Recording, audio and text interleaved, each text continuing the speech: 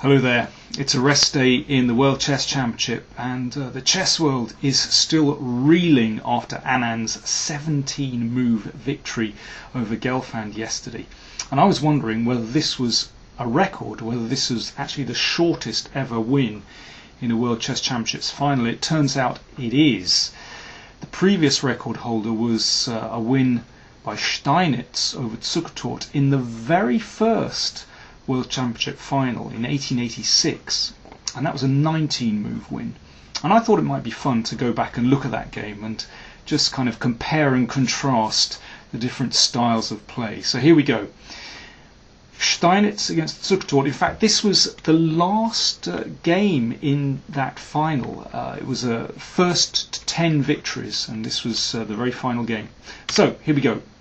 Steinitz opened with 1e4. Well, and that move is already something of a rarity in today's World Championship matches. Most players favour the solid d4. Zuckertort played e5, and now it looks like we're heading for a placid Vienna game.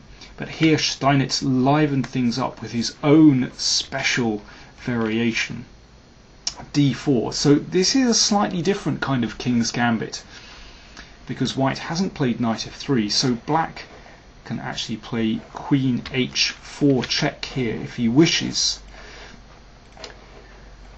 But this isn't so tragic for white, because you're going to actually drive back the black queen, and black loses a lot of time, and the white king is relatively safe in the middle of the board. I've actually played this kind of position with white, and I have fantastic results with it, I have to say. It's not so easy for black.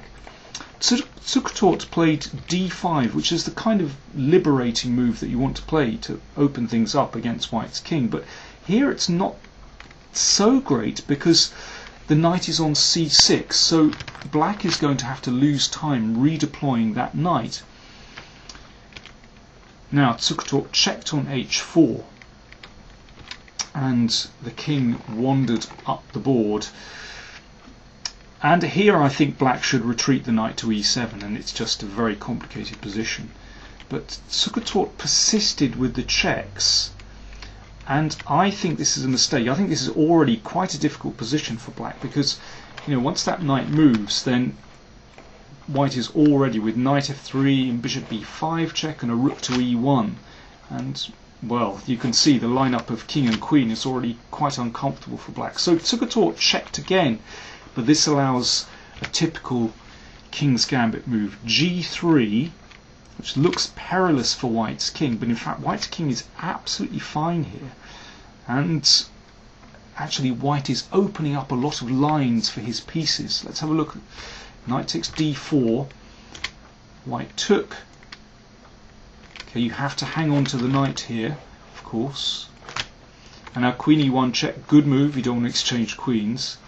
And bishop d3, and already I think black in practical terms is just about lost in this position, because his king is still in the middle, his queen is kind of wandering around the board and looks a little precarious, and this knight also needs some care and attention, and I think those three elements, it's just too much for black.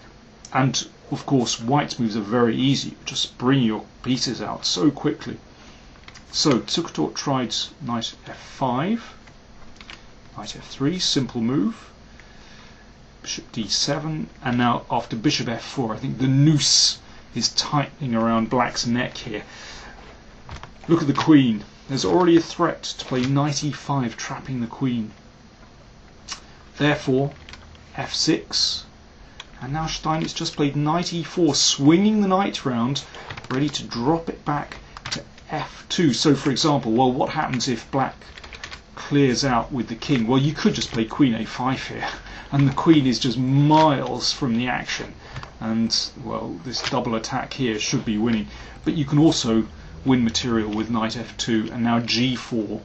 Threat is just to take here and play knight h4, winning material. There's nothing to be done.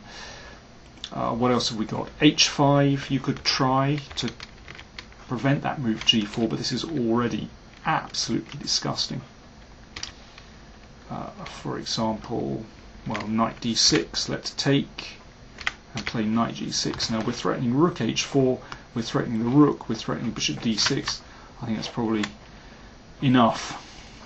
Okay, so Zuckertort played knight h6, but this also loses straight away, and now a very simple little combination to win black's queen. You just take the knight and f6 falls to a check,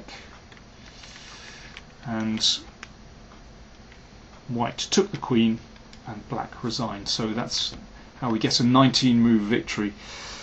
So we saw white's king going on a little walk and black's queen being lured forward and finally trapped.